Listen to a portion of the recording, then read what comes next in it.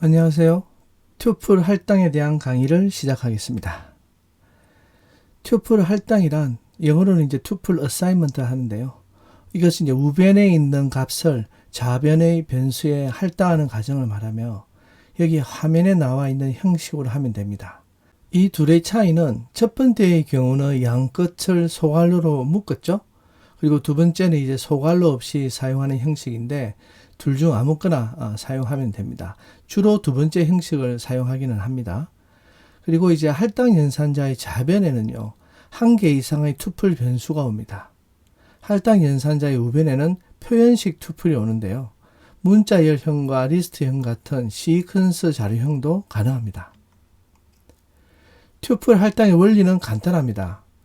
우변에 있는 각각의 값들, 즉 객체를 좌변에 대응하는 변수에 대입하면 되는데 우변의 모든 표현식은 대입하기 전에 미리 평가 또는 계산되어져야 합니다.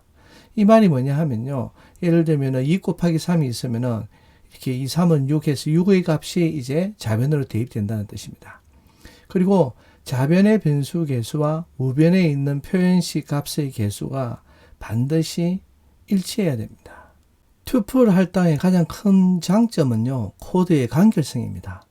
즉, 한 줄로 여러 개의 변수를 한꺼번에 대입하는 것이 가능해져서 코드가 간소화해진다는 점입니다. 그리고 변수 간의 값을 서로 바꿀 때에도 매우 편리합니다. 이런 장점은 다음 페이지의 예시 코드를 통해서 확인할 수가 있습니다. 여기 첫 번째 코드를 보면요. 여기 우변에 있는 문자열, 드럼, 기타, 피아노를 좌변에 있는 변수 i, j, k에 이렇게 각각 이렇게 할당을 했습니다. 사실 보통 다른 컴퓨터 언어에서는 이렇게 변수에다가 값을 이렇게 할당할 때는요, 하나에 하나씩 이렇게 해서 세 줄로 이 경우는 해야 되겠죠.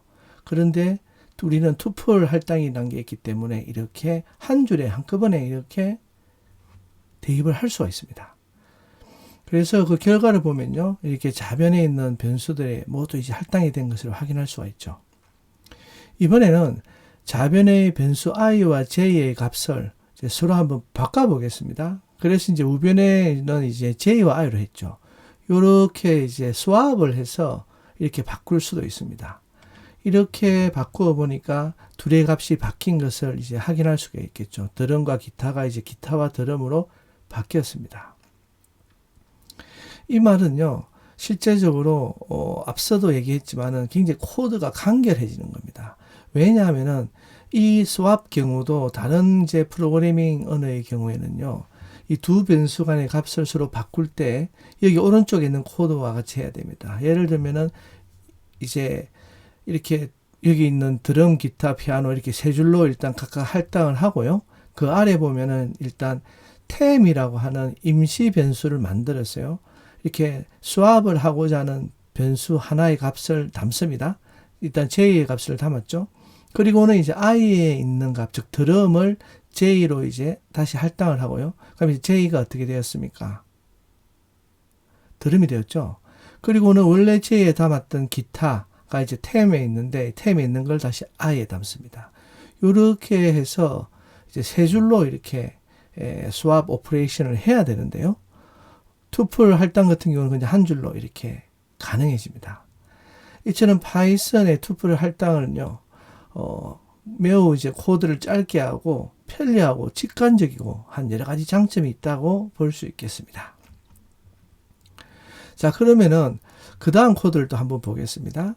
이번에 이제 투플 할당을 할 때는요, 우변에 앞서 설명할 때 복합 자료형, 즉 리스트나 다른 투플이 얻어도 된다고 얘기를 했습니다. 이처럼 우변에 복합 자료형이 와도 상관이 없습니다. 물론 이제 양변의 개수가 같아야 하기 때문에요.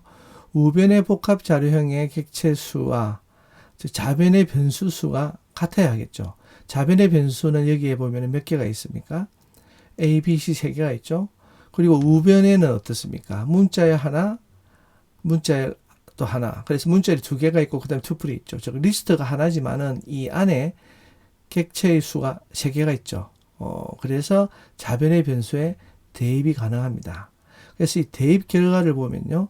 요 A에는 이렇게 엄마가 들어와 있고 B에는 아빠가 들어와 있고 C에는 뭐가 있겠습니까? 투플이 있죠. 투플로 되어 있는 나와 동생이 이렇게 이제 할당이 되었음을 알 수가 있습니다. 이번에는 또 다른 한 테크닉을 볼 건데요. 여기 문자열에 있는 스플리트 메소드를 사용해서 두 개를 분리를 해서 좌변에 있는 두 개의 변수로 대입을 해 보겠습니다. 여기 문자열은 이메일 주소죠. 여기 이메일 주소에 이제 가운데 있는 골뱅이 문자를 분리자로 사용했어요. 스플릿을 하게 됩니다. 그렇게 하면은 왼쪽에 있는 ABC, 즉 사용자의 아이디와 xyz.kr 이 도메인 이름을 분리를 할 수 있겠죠. 이렇게 분리한 결과를 각각 다른 변수, 유저네임과 도메인 네임에다가 이렇게 할당을 받을 수가 있습니다. 그래서 이제 유저네임에 들어있는 값을 보면은 ABC겠죠? 그렇습니다. ABC고 도메인에 있는 값을 보면은 뭡니까? xyz.kr 이렇게 나왔습니다. 이런 식으로 이제 우리가 처리를 할 수 있다라고 보시면 됩니다. 그런데 만약에 이제 좌변의 변수 개수와 우변의 객체 개수가 같지 않다면 이제 어떻게 될까요? 같지 않으면은 한쪽이 부족한 거죠. 특히 여기서는 좌변에 2개가 있고 우변에 3개가 있습니다. 이 화면에는. 그래서 이거는 이제 오류가 납니다. 이렇게 value error을 해서, 왜냐하면 마지막에 있는 거 세 번째가 어디에 담을지 모르겠죠. 이렇게 이제 오류가 나기 때문에 양쪽의 개수가 똑같아야 되는데, 만약에 우변에 이제 불필요한 값들이 있다, 내가 당장 필요한 값이 없다라고 할 때는 이제 투플 할당을 할 때 좌변에서 밑줄로 받아서 더미 변수처럼 처리하면 됩니다. 주로 이렇게 밑줄 하나를 쓰는 것은요, 더미 변수라고 우리가 보통 약속을 하고 있습니다. 그래서 다른 사람의 코드를 볼 때도 이 밑줄은 사용하지 않는 버리는 변수구나 이렇게 생각을 하시면 됩니다. 여기 예를 들었어요.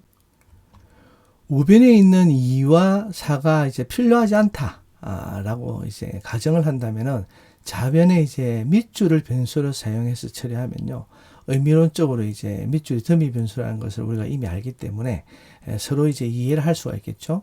나도 나의 의도를 알고 있고 또 다른 사람이 코드를 보더라도 그 의도를 알 수가 있습니다. 이렇게 해서 이제 값을 한번 확인을 해 볼까요? 이렇게 하니까 x에는 이제 우변에 있는 첫 번째 값이 할당이 되었고요. 그 다음에는 이제 사실 2는 이제 더미 변수에 갔기 때문에 사라졌고요. 그 다음에 y는 이제 세 번째 값을 받습니다. 그래서 y는 이제 3에 할당된 것을 알 수 있습니다. 그러면 이제 더미 변수는 이제 어떤 값이 할당되었냐면요, 여기 2도 있고 4도 있죠. 4도 있는데 이 파이썬에서는 이제 요걸 보면은 사실 대화형 모드에서는 이 한 개의 밑줄은 가장 최근에 반환되었던 결과값을 담고 있거든요.